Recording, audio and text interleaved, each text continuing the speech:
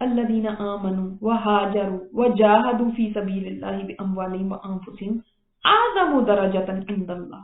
اللہ تعالیٰ نے ڈکلیئر کر دیا وہ لوگ جو ایمان لائے، جنہوں نے ہجرتیں کی، جنہوں نے جہاد کی اللہ کے راستے کے اندر. تو پتہ ہے اللہ کے راستے میں، حدیث میں آتا ہے اللہ کے راستے میں صبح کو نکلنا یا شام کو نکلنا دنیا اور جو کچھ دنیا میں ہے وہ سب سے بہتر ہے.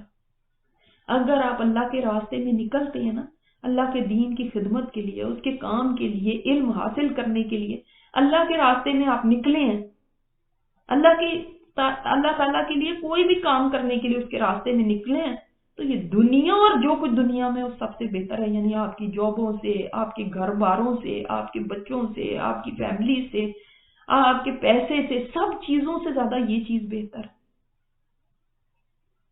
تو یہ اتنا بڑا مقام ہے کہ وہ لوگ جنہوں نے ایمان لا کے پھر بیٹھ نہیں گئے بس ہم نے تو کلمے پڑھ لیے ہیں اب ہم کافی ہے، نہیں، انہوں نے ہجرتیں بھی کی، پھر انہوں نے آگے اسٹرگل بھی کی. آپ دیکھ لیں جو لوگ ایمان لائے مکہ میں، پھر انہوں نے ہجرت کی، پھر اس کے بعد کیا ہجرت کر کے مدینہ میں ریلیکس کرتے رہے؟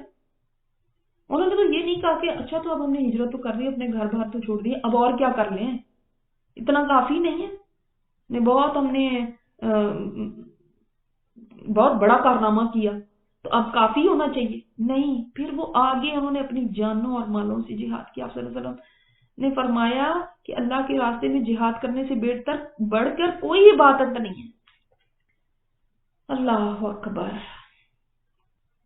تو اس لیے سمجھنا چاہیے کہ دین قربانی مانگتا ہے، دین آپ کی طرف سے کوشش اور محنت مانگتا ہے، اور اس کے لیے جس کے پاس جو صلاحیت ہے اپنا مال بھی لگائے اور جان بھی لگائے. بعض دفعہ مال لگا کے سوچتے ہیں ہماری ذمہ داری پوری ہو گئی، نہیں، اپنی جان بھی لگاؤ. جان لگانا مطلب اپنے فزیکلی بھی محنت کرو، اس کے لیے اپنا وقت دو. آپ کے پاس کوئی ایسا ٹیلنٹ ہے نا کہ جس سے آپ فائدہ اٹھا سکتے ہیں، دین کے لیے وہ کام آ سکتا ہے، اس کو آگے لے کر آئیں. آپ کچھ بول سکتے ہیں، آپ کچھ لکھ سکتے ہیں، آپ کے پاس دلیلیں ہیں، لیکن اس کے لیے بھی تو علم چاہیے نا. علم کے بغیر کیا جہاد کریں گے آپ اسلام کے اوپر ہونے والے جو حملے ہیں ان کے آگے اسلام کا دفاع کریں، ڈیفینڈ کریں اپنے دین کو. لیکن پھر اب مجھے کچھ آتا ہی نہیں ہے تو میں کیا ڈیفینڈ کروں گی، مجھے کچھ پتا ہی نہیں ہے تو میں کیا کروں. تو جس کی جتنی کیپیسٹی ہے، جب علم لے رہے ہیں اس دوران بھی کس طرح سے میں اپنے دین کی خدمت میں لگ جاؤں، کیسے میں جہاد کروں، یہ سوچنے کی ضرورت ہے ہر ایک کو. کوئی بندہ ایسا ہو سکتا ہے کہ نہیں ٹھیک ہے وہ اور اتنا زیادہ علم کے میدان میں نہیں لیکن بھاگ دوڑ بہت کر سکتے، وہ اس طرح سے جہاد کرے. کئی لوگوں کے جہاد گھروں میں ہیں، ان کے خاندان والے، ان کے گھر والے یا شوہر وہ ان کو دین پہ نہیں چلنے دیتے، ان کے ساتھ بھی جہاد ہے. ان کی زندگی میں ان کے گھروں کے اندر ہی جہاد ہے، ان کی خاندانوں کی مخالفت اتنی ہے، ان کو سہتے ہیں لیکن اللہ کا راستہ نہیں چھوڑتے. یہ بھی ان کی ایک سٹرگل ہے نا. تو اللہ تعالیٰ کے راستے میں چلنا ہے نا ہم نے، تو چلنے کے بیچ میں کوئی بیریئر آ رہے ہیں، مثلا کہیں پہ بچے آ رہے ہیں، کہیں پہ شوہر آ رہے ہیں، کہیں پہ اپنا نفس ہی آ رہا ہے، وہ نفس کو ہی اچھا نہیں لگتا اس راستے پہ چلنا، کہیں پہ اور لوگ آ رہے ہیں. تو یہ ہے بیریئر. ان بیریئرز کو کی پرواہ نہ کرتے ہوئے یا ان کو ہٹاتے ہوئے اس راستے کو نہیں چھوڑنا، اس پہ چلتے جانا ہے.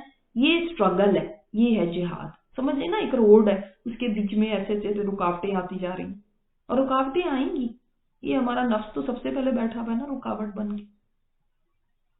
اب اس کے ساتھ بھی سٹرگل کرنی پڑتی ہے نا. تو اس کا مطلب ہمیں کیا سمجھ آتی ہے کہ دین ہم سے حرکت مانگتا ہے، کوشش مانگتا ہے.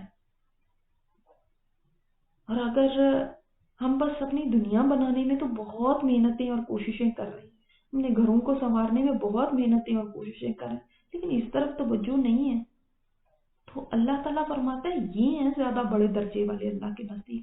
آج ہجرت تو نہیں ہے، ہجرت تو ختم ہو گئی، لیکن آج بھی ایمان بھی ہے اور اللہ کے راستے میں جہاد بھی ہے مالوں اور جانوں کے ذریعے. تو ایمان لانا کافی اگر ہوتا نا تو صرف اتنی بات کافی تھی، الذین آمنوا اعظم درجات عند اللہ، جو ہم نے سمجھا تھا. ایمان لائے وہ لوگ تو اللہ کے ہاں بڑے درجے والے ہیں. تو آنکھیں کھول کے دیکھیے آگے کیا لکھا. کلمہ پڑھ کے مطمئن نہ بیٹھ جائیں. اسی لیے تو جن لوگوں نے قرآن نہیں پڑھا اور جنہوں نے پڑھا ہے نا ان میں فرق ہونا چاہیے. کیونکہ آپ پڑھ رہے ہیں، آپ دیکھ رہے ہیں کہ کیا لکھا ہوا. تو اس راستے میں اگر مجھے اپنی زبان لگانی پڑے، مجھے اپنا قلم لگانا پڑے، مجھے اپنا ذہن لگانا پڑے، مجھے اپنا مال دینا پڑے، مجھے اپنے آپ کو کھپانا پڑے، مجھے تھکنا پڑے، تو کرنا ہے مجھے، کیونکہ یہی ہے جہاد فی سبیل اللہ. درجے اسی کے ہیں جو مال بھی لگائے اور جان بھی لگائے.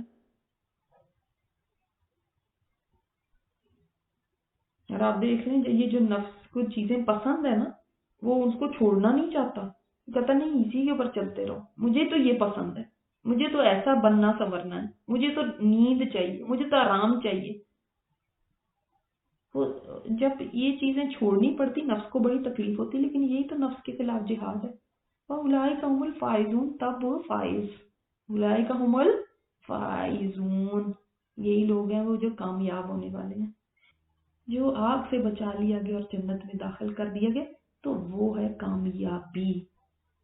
یہ کافی تھا کہ اللہ تعالیٰ فرما دیتا کہ وہ بڑے درجے والے ہیں، وہ بڑے درجے والے ہیں، یہ بس بتا دیا جاتا. آگے کیوں کہا؟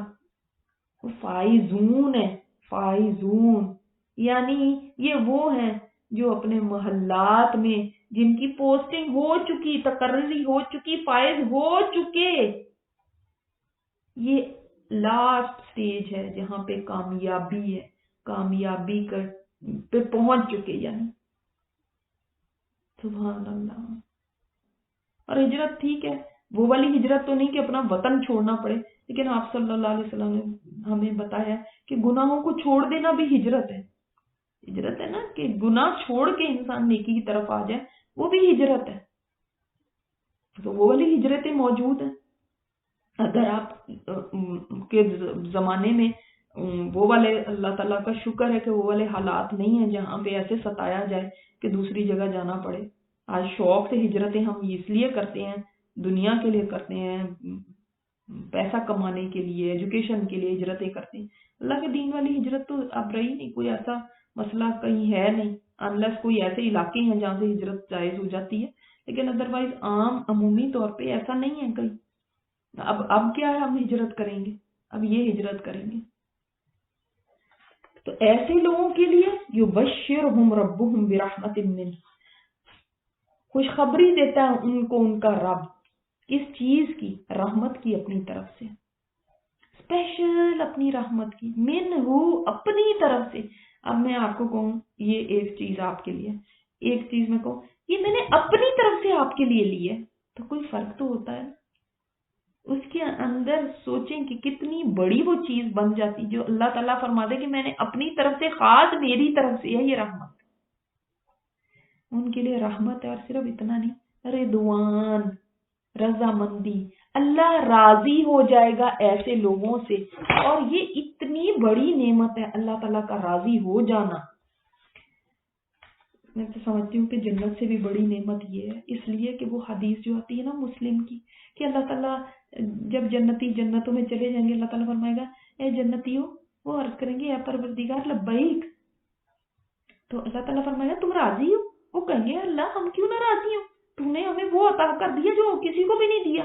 اللہ تعالیٰ فرمائے گا، ان سے پوچھے گا کوئی اور چیز تمہیں چاہیے، کچھ اور تمہیں عطا کروں؟ وہ کہیں گے اللہ تو ہمارے پاس سب کچھ ہے. اللہ تعالیٰ فرمائے گا اب میں تمہیں اس سے بھی زیادہ بہتر چیز نہ عطا کروں، یعنی جو تمہارے پاس ہے یہ ساری جنتوں کی نعمتیں. تو جنتی عرض کریں گی یا اللہ اس سے بہتر کون سی چیز ہو سکتی ہے، یعنی اتنی ایسی جنت کے اندر ہم پڑے ہوئے، اس سے بہتر کون سی چیز ہمیں مل سکتی ہے؟ اللہ تعالیٰ فرمائے گا میں تمہیں اب اپنی رضا سے نوازتا ہوں، آج کے بعد میں تم سے کبھی ناراض نہیں ہوں گا. اور اس سے زیادہ خوبصورت بات کوئی نہیں مومن کے لیے ہو سکتی. کیوں؟ اس لیے چونکہ ساری زندگی اس نے اسی فکر میں گزاری کہ میرا رب کہیں مجھ سے ناراض نہ ہو جائے، وہ مجھ سے راضی رہے، وہ مجھ سے راضی رہے۔ تو یہ ہے وہ انعام جو اس دن اس کو ملے گا کہ جس تڑپ میں تم رہے تھے پوری زندگی، تو اللہ تعالیٰ اب شاباشی دے رہا ہے اس فارم میں کہ اب نہیں میں نے تم سے کبھی ناراض ہونا، اب ہمیشہ ہی ہمیشہ میں تم سے خوش ہوں۔ تو ان کے تو خوش نصیبی کے کیا عالم ہوں گے پھر، کیونکہ وہ تو ڈر ڈر کے ہی زندگی گزارتے رہے نا دنیا میں۔ وہ کس لیے بھاگ دوڑ کر رہے تھے، وہ کس لیے محنتیں کر رہے تھے، وہ کس لیے یہ جہاد کرتے تھے اپنی جانوں سے مالوں سے، وہ کیوں ہجرتیں کر رہے تھے، وہ کیوں یہ سب کچھ کر رہے تھے؟ اس لیے کہ ہمارا رب راضی ہو جائے ہم سے، اور وہ راضی ہو گیا، اس نے سرٹیفکیٹ دے دیا اپنی رضا کا۔ وَجَنَّاتٍ لَّهُمْ فِيهَا نَعِيمٌ مُقِيمٌ، اور جنتیں ہوں گی جن میں اتنی نعمتیں جو قائم رہنے والی، جو دیر پا، جو دائمی، یعنی ایسی نعمتیں نہیں کہ جو کل کو پرانی ہو جائیں، وہ نہ تو خراب ہوں گی نہ ختم ہوں گی۔ اللہ اکبر! دنیا کی کوئی نعمت بھی ایسی نہیں ہے جو دائمی ہو، ہاں صرف جنت کی نعمتیں دائمی ہیں۔ خالدین فیہا ابدا، ہمیشہ رہنے والے ان میں ہمیشہ ہمیشہ۔ جنت میں نعمتیں بھی مقیم ہیں، وہ بھی قائم رہنے والی، اور جو وہاں پہ جنتی ہیں وہ بھی خالدین فیہا ابدا، وہ بھی ہمیشہ رہنے والے، نہ اس کے جانے کا ڈر نہ اپنے رخصت ہونے کا ڈر۔ سبحان اللہ! اللہ تعالیٰ ہمیں یہاں تک پہنچا دینا بغیر کسی ضرر کے اور شر کے، اور ہماری نسلوں تک اور ہمارے آباء و اجداد کو